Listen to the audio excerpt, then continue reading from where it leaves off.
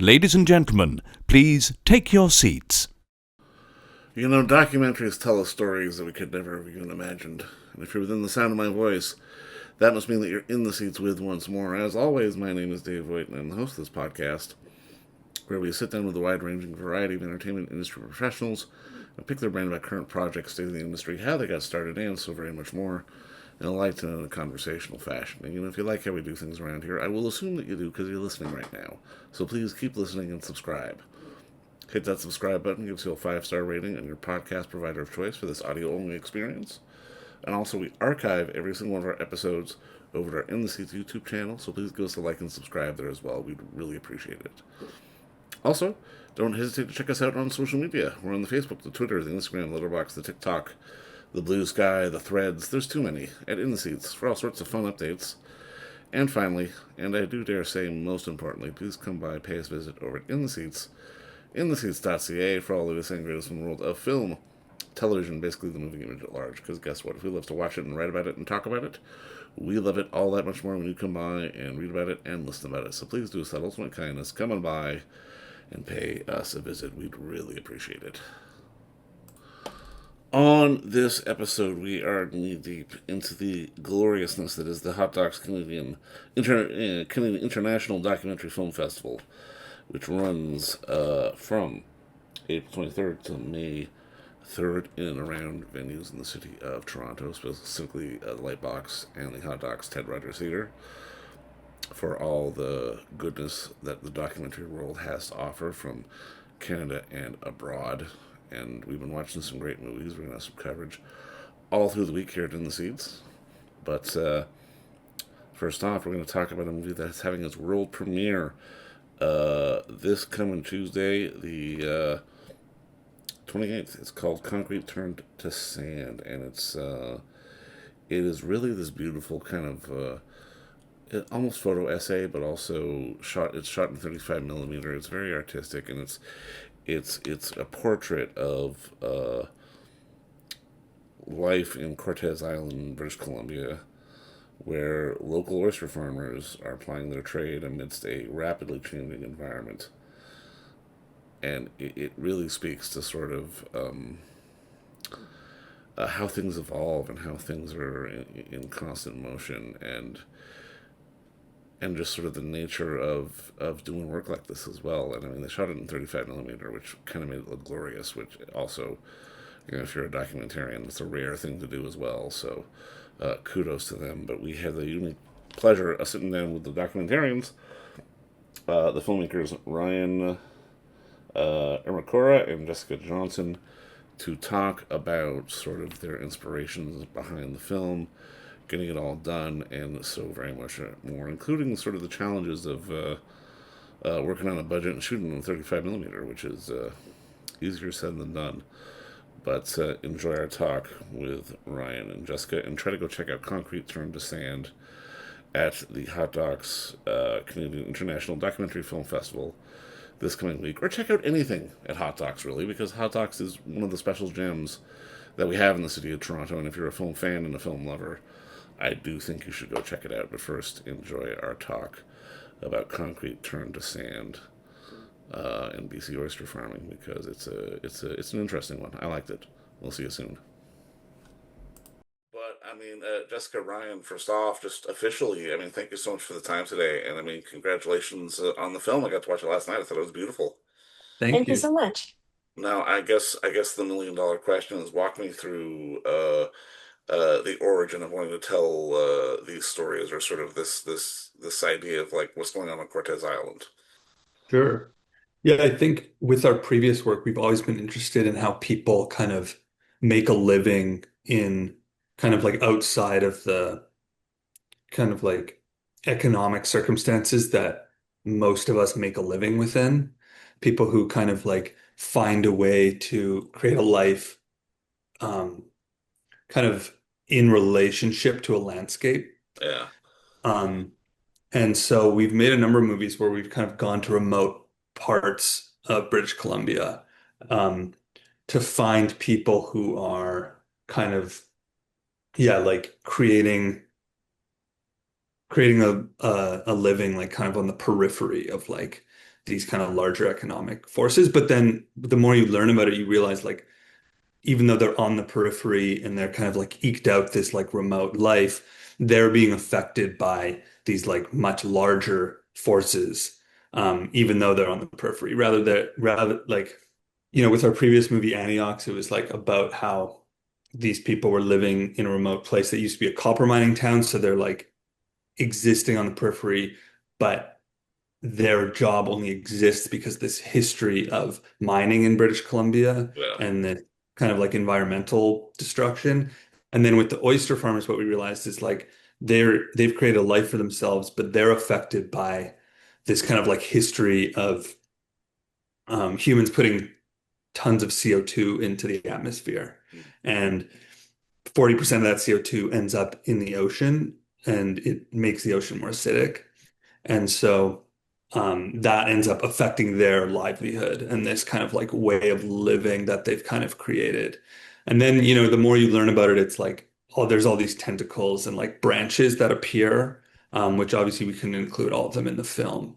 But kind of the more you spend time there, like we went there like maybe 5 times and did 4 separate shoots. So you just kind of learn more and more bits and pieces um, about the context in which they're working and like why are there all these oysters here and like why are these oysters now um like why are there large die-offs occurring every kind of handful of years, and then you kind of just keep digging and you like meet new people and it just kind of like keeps you keep learning pieces. And then formally with the film, we just wanted to like have that feeling of including all these different pieces, like this kind of all these different like tentacles and branches of the film, um, where you get little prompts, little pieces of information about that context as you move through it, if that makes sense. No, it does. It does. And I mean, it speaks to sort of,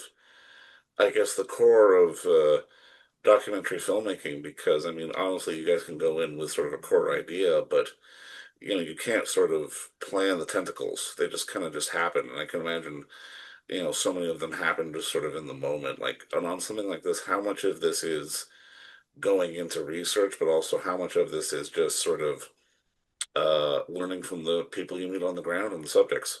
Yeah, definitely a lot from just learning through being there and through scouting. I mean, we were interested in this particular group of oyster farmers that had a collective, like that, sorry, collectively owned this system of rafts in Gorge Right. Harbor. So those are the rafts that we're kind of seeing them driving to and from on the boat. And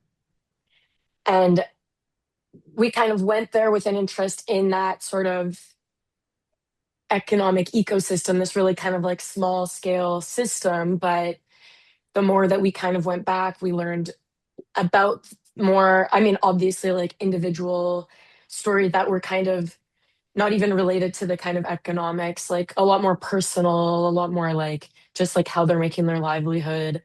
Um, and yeah, I don't know. I'm not answering you very well, No, Ryan. no, no, but you are though. You are because again, it's a lot of people tend to think that, when you're making a documentary about something like this, a lot of it goes down to like we're going to research this, or we're going to find out this, or we're going to discover the issues and blah blah blah. But in reality, so much of it is like you said, sort of being boots on the ground and learning and going, oh Mm, wait, we can shoot more about this and we can go off in this direction. And there's films like this, they never have a perfect plan. There's always going to be sort of an mm, evolution while you're making them.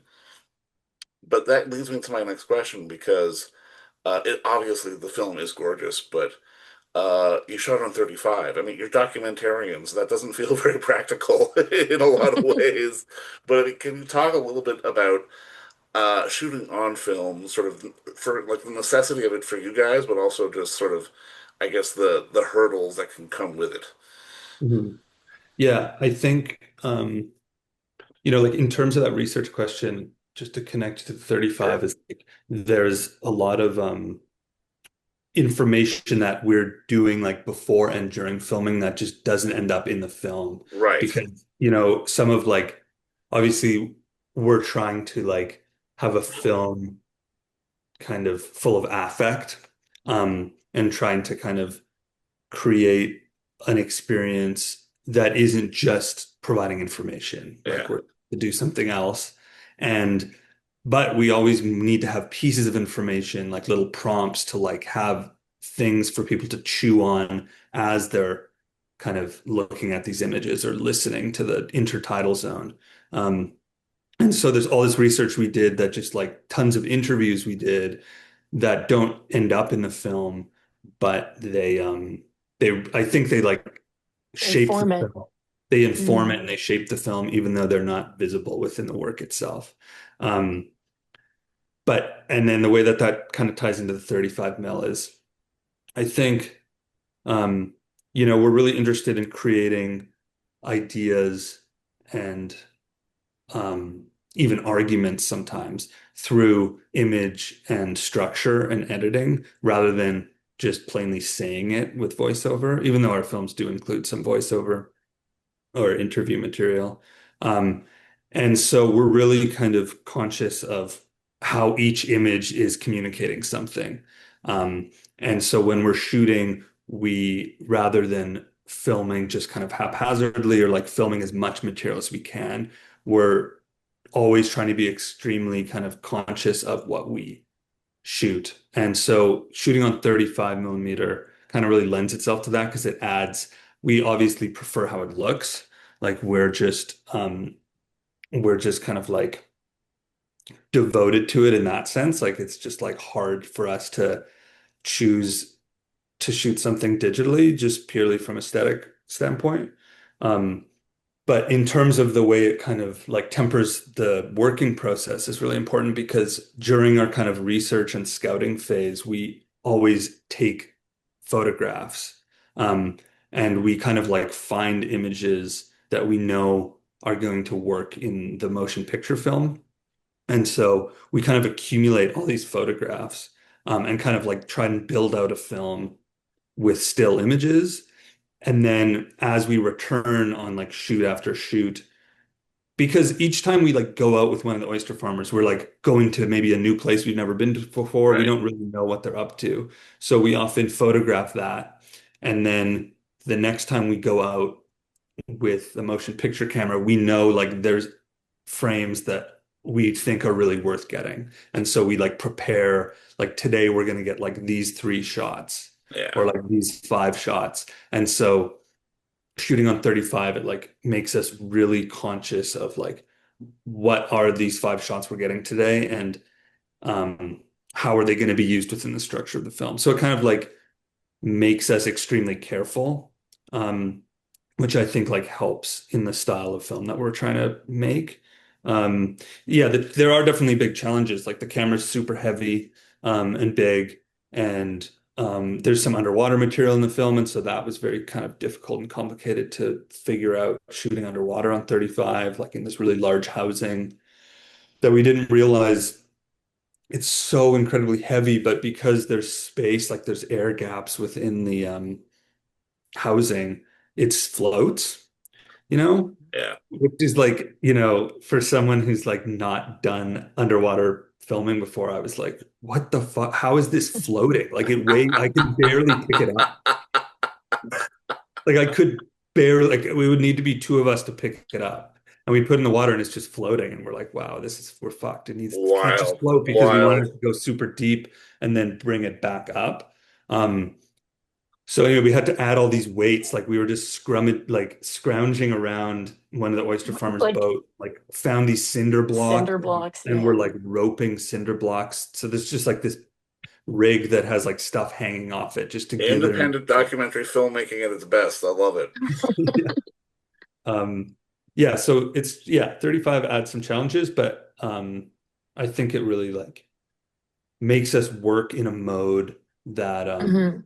has a positive effect on what we're trying to do for at Well, least and the type of cinema we're yeah, trying. yeah, I would agree with that because I mean, I definitely felt like your use of imagery was telling the story. It was getting me from A to B to C. Granted, a little bit of, narration, voiceover in between here and there to sort of help us along the way. But I mean, Jessica, from your perspective, what is it about sort of telling a story visually and allowing the audience to sort of connect the dots rather than just sort of hammering us over the head with sort of the more didactic nature of the facts that you could have easily sort of put out there onto the film as well. Hmm. We were actually talking about this a little bit yesterday because we're moderating a master class with Selena Cramond and Doxa. But I feel like with image and in particular with duration, which we like to work with as well, like taking our time on some of these shots, Yeah, it allows for the viewer to kind of generate their own sort of like discussion or dialogue in their head.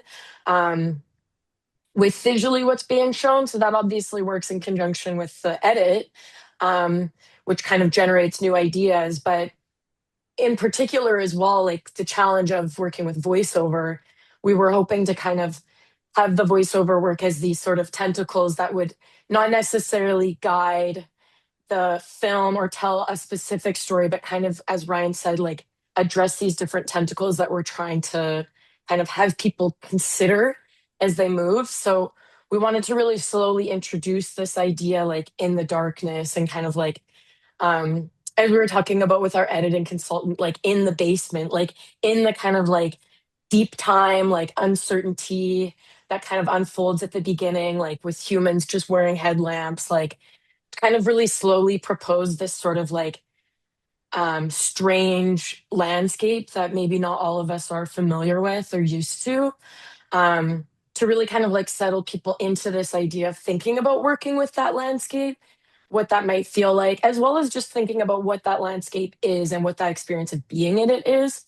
Um, so that hopefully, like as we work on, as we show those images later where there's people working, um, you kind of have that anchor to the yeah, just the tactile kind of texture of the intertidal zone, I guess. well, and it was something so simple because it's one of those things where, I mean, I can even remember putting it on. I watched it last night and I was like, well, this is a long shot. And I was like, no, they want me to be on this long shot for a reason. Let me lean in a little bit more.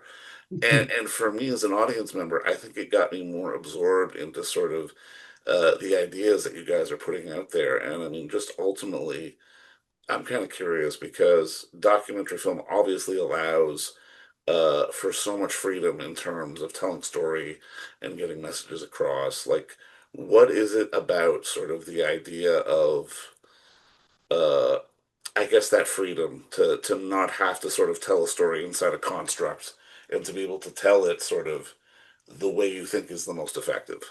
Well, one thing I'll say, and then I think Ryan will probably have more to say, is I think there's a really nice freedom in. Sorry, I got a text, so I got distracted.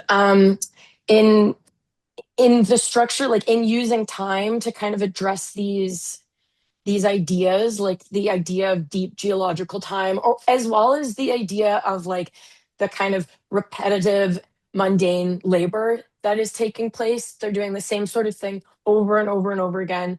The lifespan of an oyster is about 3 years before it gets to market. So it's a long time before it's even, I guess, a product that can be sold. So these sorts of decisions in the structure, I think, like that durational, like before you really learn anything, but also the Right. duration of a particular shot, I think indirectly kind of give that feeling or that impression or that experience of like themes, I guess, that we're thinking about. Yeah. If that makes sense, is one approach to why, yeah, not maybe being full on story for us is interesting. But Ryan, do you have anything you wanted to say as well? I mean, I think, yeah, part of, I guess, the way we like making films is like we're making these sort of visual essay films in a way. Whereas with like a narrative film, you're kind of locked into having to kind of work with people in a way where um, you're having to like craft something using performances. And with documentary, it's really freeing because you get to like meet people that inevitably like you become friends with and you realize they're really interesting most of the time. And then you just want to hang out with them and you're able to just see like what is their life like? How do they get through a day? And you find pieces of that day, and you find ways to film them and like piece by piece you like develop this sort of this sort of essay based around the place that they exist in, how they get through their day. And it's just like, yeah, I would say I agree with you that it's like there's this freedom to documentary that doesn't exist um, in kind of like more narrative work because and even it doesn't exist in more like conventional documentary because with Mm. conventional documentary you're kind of locked into like we need to follow one person so that we can see their story arc. And that's often like, you know, what people are looking for when they're looking for like a story in the kind of like, you know, more conventional sense of documentary. Like when people are pitching documentaries, Of people are course, often yeah, yeah. looking for like a story that someone can sink their teeth into. And in this more experimental documentary world, it's really freeing because, you know, you're able to just meet all sorts of people and just kind of collect pieces of this place, of their lives, and build a film out of that, which we get a lot of like enjoyment out of. And I mean, part of like the beauty of it as well is because the crew is so small, even though we're shooting on 35, it's often just like 3 or 4 people. We're able to like go back multiple times. So it's like we shot this film over the course of like 3 to 4 years, about 4 years, including like scouts. So we would go for like 10 days and then we would come back to Vancouver and we'd start editing and then we'd like plan another trip months later and go back. And so like there's a nice freedom around being able to just kind of like return and find new pieces to collect. Yeah. I And love like that. in that way, it's also kind of like I think Hot Docs referred to the film as like a photo essay Yeah, with um you know, we wouldn't necessarily call it that, but it's like an interesting way to look at it because it is like similar to like if someone were to do a photo exhibit on this subject matter, you know, you'd have a room that's like a series of still images in a gallery. And we're kind of like trying to think about filmmaking in a way where it's like you know, if you were to do a gallery show of photos on Cortez, there wouldn't be like a requirement to have a storyline, you know. right. Yeah, But yeah. with film, often people expect a really clear storyline, but it, you know, the art form is so open that it doesn't necessarily like it can exist in that kind of space between a photo series or photo essay and like a documentary film, like movie. You know what I mean? So we're kind of existing in this in-between zone of like photography and cinema and being able to, and then of course, like with cinema, we're like thinking about how we're dealing with sound design, which Of is like course, yeah, yeah, a yeah. whole other piece. But yeah, But I mean, you know edit. what? I think that's why I really enjoyed this because I mean, again, it's not necessarily sort of like you said that traditional art, but I mean, even just dialing it back to the idea of an oyster, the story felt like it had scope. 'Cause I mean, even as just sort of a consumer, like, you know, if I'm in a restaurant and I order oysters, in my mind it was like, oh, they were in the ocean a week ago. It's like, well, no, it's a bit more complex than that. And you're giving us a really grander, sort of more complex story of sort of the ins and outs of not just the people working there, but sort of the environmental things that have been going on and just sort of the struggle of oysters to even survive at this stage, which to Mhm. me is absolutely fascinating. I think you guys done a great work here. Thanks. Thanks. But I mean, just that's it for me. But I mean, honestly, again, just congrats on the work, and I mean, have a great time when you're here. And uh, again, congrats on the work, and thank you for the insight and the time today. Thank you so much. You're very Yeah, Thanks for welcome. thanks your so much. time. Thank you. Yeah, So right. Bye, everyone. if you need And don't forget to visit our friends over at Bay Street Video for all your DVD, Blu-ray rental, or purchasing needs this summer, as they are still open for curbside and some mailing delivery as well. Over at 1172 Bay Street, Toronto, Ontario, Canada, you can give them a call at 416-964-9088. That's 416-964-9088. Or send them an email at baystreetvideoto@gmail.com for any of your DVD and Blu-ray needs.